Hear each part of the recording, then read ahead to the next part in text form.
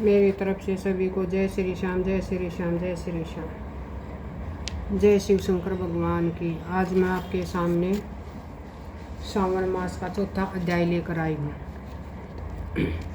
धारण पारण व्रत कैसे किया जाता है।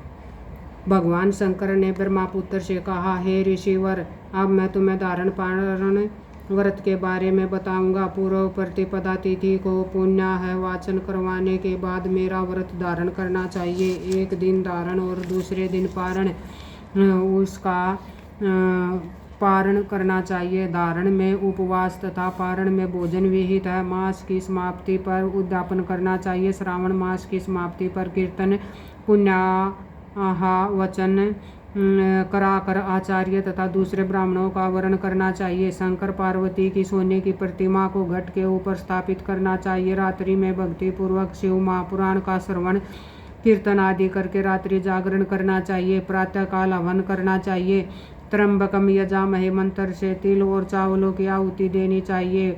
वामदेवाय विद्महे महादेवाय धीमहि तन्नो रुद्र प्रचोदयात् मंत्र से घृत और चावल की आहुति देनी चाहिए। ओम नमः शिवाय मंत्र से खीर की आहुति देनी चाहिए।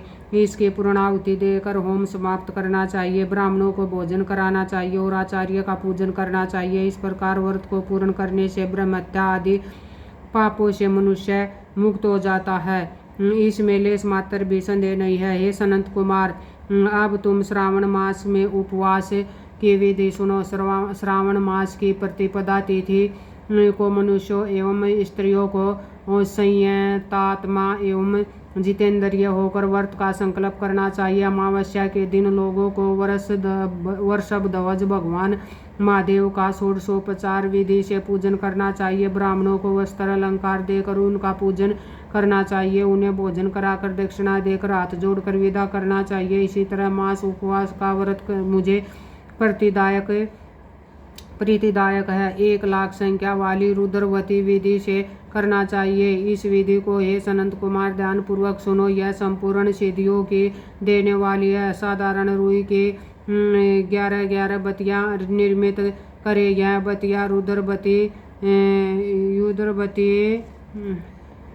नाम से जानी जाती है। श्रावण मास के प्रथम दिन इस विधि से संकल्प करे। श्रावण मास में देवों के देव महादेव हैं। मैं भक्ति पूर्वक गौरीश की 1,00,000 बत्तियों से आरती करूंगा। यह संकल्प कर प्रतिदिन 1,000 बत्तियों द्वारा पूजन करना चाहिए। व्रत की समाप्ति पर 71,000 बत्तियों से आरती करनी चाहिए। या प्रतिदिन 3,000 बत्तियों से आरती कर अंतिम दिन 13,000 बत्तियों से आरती करनी चाहिए। या एक ही दिन में 1,00,000 बत्तियों से आरती करनी चाहिए। यह बत्तियां मुझे सबसे अधिक प्रिय है। इनको शुद्ध घी से ही प्रज्वलित करना चाहिए। इसके बाद सदाशिव का पूजन करके कथा सुननी चाहिए। सनत कुमार भगवान रुद्र से बोले, महादेव, मुझे अब आप यह बताने का कष्ट करें कि इस व्रत का प्रभाव क्या है।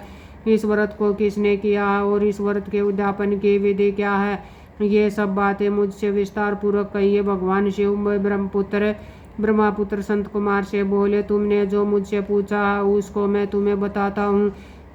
ध्यान पूर्वक सुनो। यह व्रत सब व्रतों में श्रेष्ठ और महान पुण्य प्रदान करने वाला है तथा संपूर्ण उपद्रवों को नाश करने वाला है। यह व्रत पुत्र पौत्र तथा सौभाग्य को प्रदान करने वाला माना जाता है। सत्य को तो यह है कि तीनों लोकों में रुद्रवती जैसा दूसरा कोई भी व्रत नहीं है। इसके संबंध में मैं तुम्हें एक कथा सुनाता हूँ। शिप्रा नदी के किनारे उज्जैनी नाम की एक सुंदर नगरी है। उस नगरी में सुगंधा नाम की एक अत्यंत सुंदर वेश्या रहती थी। उस वेश्या ने कई युवा पुरुषों तथा ब्राह्मणों के धर्म भ्रष्ट किए।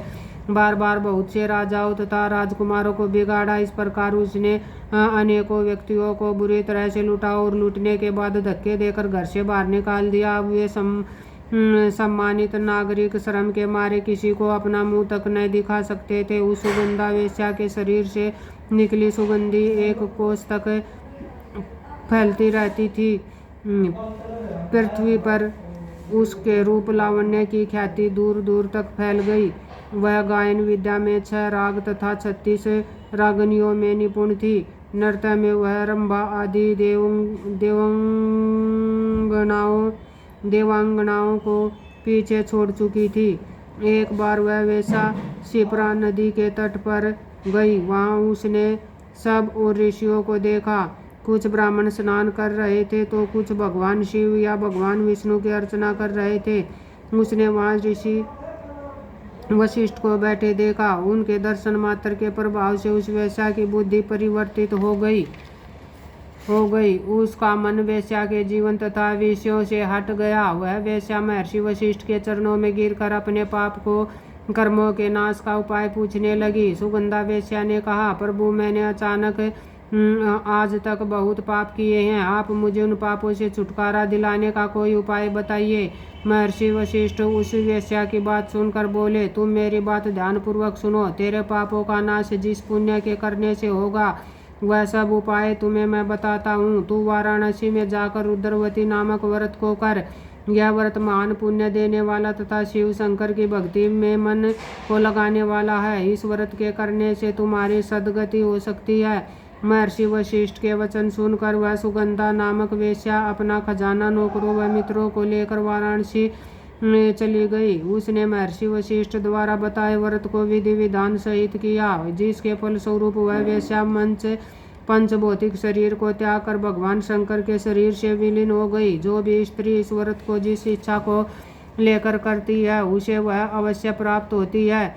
हे सनत कुमार, अब तुम माणिक व्रतियों का माध्यम सुनो। माणिक व्रतियों का व्रत करने से स्त्री मेरे अर्धासन की भागीदार बन जाती है। वह स्त्री महाप्रलयांत तक मेरी प्रिया होकर निवास करती है। अब मैं तुम्हें इस व्रत की पूर्ति के लिए इसकी व्रतोद्यापन विधि बताता हूँ।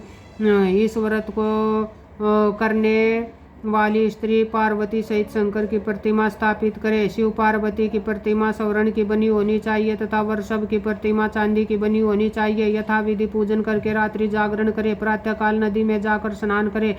भक्तिपूर्वक आचार्य का वर्ण करे तथा 11 ब्राह्मणों के द्वारा घी व पायस एवं बेलपत्रों से हवन कराना चाहिए अथवा रुद्र सूक्त, रुद्र गायत्री या मूल मंत्र द्वारा हवन कराना चाहिए। पूर्णाहुति कर आचार्य आदि की पूजा करके 11 ब्राह्मणों को जोड़े सहित भोजन कराना चाहिए। इस प्रकार जो भी स्त्री व्रत पूरा करती है वह संपूर्ण पापों से मुक्त हो जाती है। सता पित श्यामगिरी घट शिव पार्वती प्रतिमा आदि आचार्य को समर्पित करनी चाहिए। इस व्रत को करने वाली स्त्री एवं उसके पति को 1000 अश्वमेध यज्ञ के फल की प्राप्ति होती है। 5 मार्च